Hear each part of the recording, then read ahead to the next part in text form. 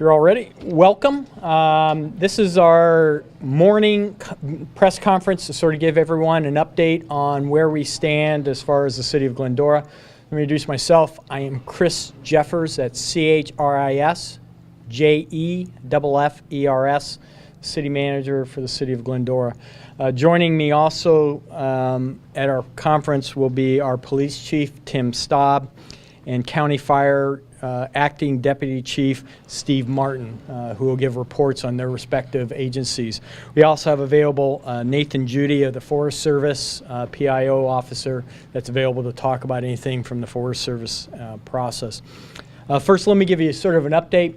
We had a conference call with all of our governing partners, which include certainly Los Angeles County Fire Department, Los Angeles County Department of Public Works, the City of Azusa, the National Weather Service, USGS, and a few other agencies, which would makes this all possible for our response ultimately here. So we want to thank our partners for their effort of doing their job and giving special attention. We consider it special attention.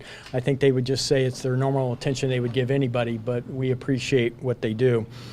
At this point, the National Weather Service has adjusted their weather forecast from the heavy or moderate to heavy rain starting at 10 a.m. Now they're saying that that's going to start probably around 1 p.m. and last through about 8 p.m. tonight. During that time, we can still expect in our foothill areas to have anywhere from 1 to 3 inches of rain. The higher foothills, as you make your way up to Mount Baldy elevations, they could have anywhere from 6 to 8 inches up there from that standpoint. But for our attention, it's still about 3 inches that we're looking at from that standpoint. After 8 p.m. tonight, Weather Service indicates that we could have sporadic moderate cell activity through the night, going through early morning of Wednesday. Wednesday morning, there could be another storm that hits up here, but that's still a 30 to 40% chance at this point, so we'll know more data as we get through. As far as our incidences at this point, there haven't been many for us to deal with, certainly because it's been very light rain and at most some moderate rain. As we prepare, we've had 6 incidences that we have dealt with. Probably the most significant one we've done, and it's not really significant, has been unclogging a private drain up off of Colby Trail area on the Glendora Conservancy, which runs down from their property down onto Palm and Lorraine, and we had significant mud debris last 10 days ago on Friday that clogged that, and we want to clear that, and we have been clearing it so that we have all the flow that we need for us to capture whatever rain may come. Also at this point, GMR Road has been soft closed for the public so that we keep it safe. Public safety and first responders are able to get up through that process. From Department of Public Works, flood control, water resources, they still report that their 5 basins are about 25 to 30% filled at this point. So that means that we have about 75% capacity yet, and they are continuing to monitor that. They have placed equipment around the area to respond to critical drains, and certainly they have more heavy equipment up around the major debris basins to react if needed from that. Plus, they also have roving patrol cars through that, so we're very appreciative of that effort through here. We have placed our heavy equipment at 2 locations approximately. That is Grand and Sierra Madre, and also at Lorraine and Sierra Madre, also for quick responses from that standpoint.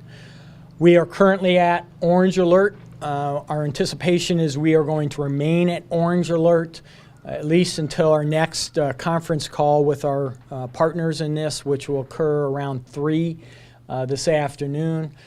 Depending on what information we get at that point, we will reassess our alert status and see if a change is necessary or not. But at this point, we, like you, are trying our best just to wait to see what the storm has in store for us. So with that, I'd like to ask Acting Deputy Chief Steve Martin to come up and talk about the County Fire Department's response. Thank you, Mr. Jeffers. Again, it's Steve Martin, LA County Fire Department Acting Deputy Fire Chief. How are we doing with that? So we're all back here again. Who was here earlier in the year? Part of the same group? Yeah. Same thing, different day. The trouble is that the message it remains the same. But as we saw 2 weeks ago, with just a storm that wasn't even really anticipated to bring us much water, we had 4 houses up here affected by heavy mud and debris flows, and it also affected our debris basins. So we're kind of behind the curve as we start already. First off, from the County Fire Department, I want to thank Mr. Jeffers and the City of Glendora. One, they are the model of how to put a unified command position together, as they have done with the different agencies here, because as we know, this is going to take a group effort. LA County Fire Department is not the lead in this, and I'll explain why. Between law enforcement, who is going to pull the trigger when it does come time for evacuations, and Chief Staub will speak about the levels that they're at now and where they could possibly go to. As far as LA County Fire Department, what we've done is this: we've watched what happened in the previous storms, and we've identified those areas and tried to fortify those areas with the patrols that we have that are up there to keep an eye on the homes and the mud and debris that may come down as the storm continues. We've moved some resources into the area, urban search and rescue. We've brought some heavy equipment in here as far as dozers, and in working with the city's public works and the county's public works, again, we are poised to be able to assist when necessary. Again, as we've reiterated in past storms, the situation with mud flow is this: even unlike a wildfire, which basically caused a lot of our problems up here, we cannot get in the way of the mud and debris. And when they ask these folks to evacuate, they have to understand we're doing it for the good and the public safety. We know it's an inconvenience. We know it's hard to leave your homes behind. But the fact of the matter is when the mountain does cut loose, as we just saw 2 weeks ago, it happens so fast, you're already behind. You're not going to be able to get out then, and you're going to be stuck and stranded. It's going to be very difficult for us to get to you. So again, let us do our work. We've identified those areas, and with that precision work between the cities and public works and ourselves, we can hopefully give you better intelligence of where possibly this mud and debris could go. But for now, the city has set it up. They have the evacuation center, which I know he'll speak about. We have places for you to go. We'll keep you updated, whether it's through the media or it's on their social media or the city's website. But please, just follow the heat of the public safety workers. We're out here for one reason only: to protect you and your homes. So again, on behalf of the LA County Fire Department, thank you. And next will be our Police Chief, Tim Staub. Good morning, everyone. Thank you for being here. As you can see, it's raining out, and we are waiting for a high volume of rain that's expected this afternoon. So far this morning, we've got a light, steady drizzle. It's soaking the hills right now, and as the fire chief had said before, there is that potential for mudslides as we saw about 2 weeks ago.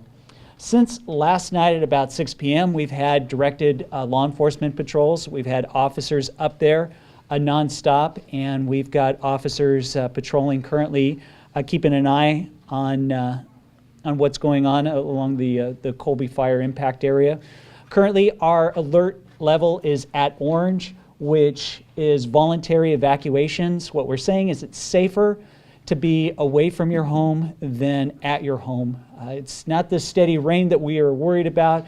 It's that high volume of rain in a short amount of time, those so-called microbursts, that we are concerned about. And if those come, then it's hard to predict how the mud flow and how hard it'll come down.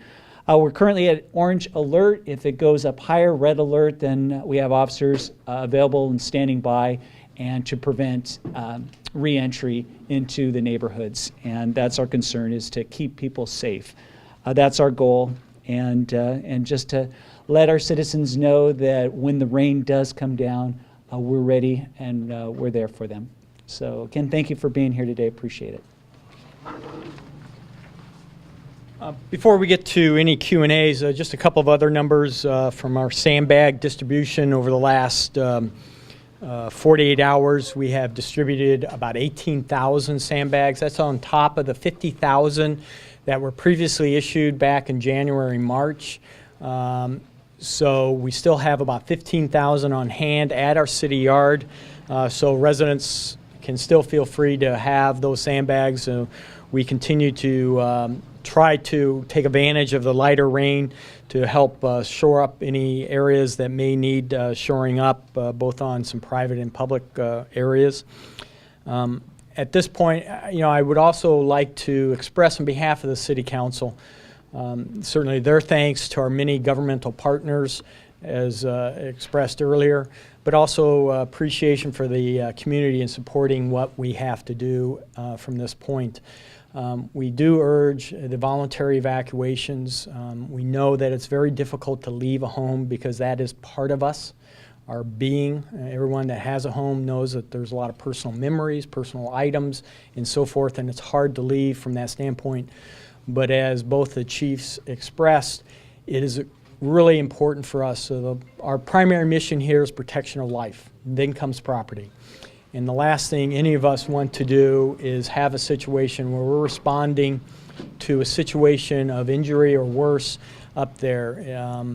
Again, as the chief from LA County, Steve Martin, indicated, it is difficult because we have to wait. We can't put our first responders out in harm's way. So we have to wait until it's that safety zone for us to respond from that.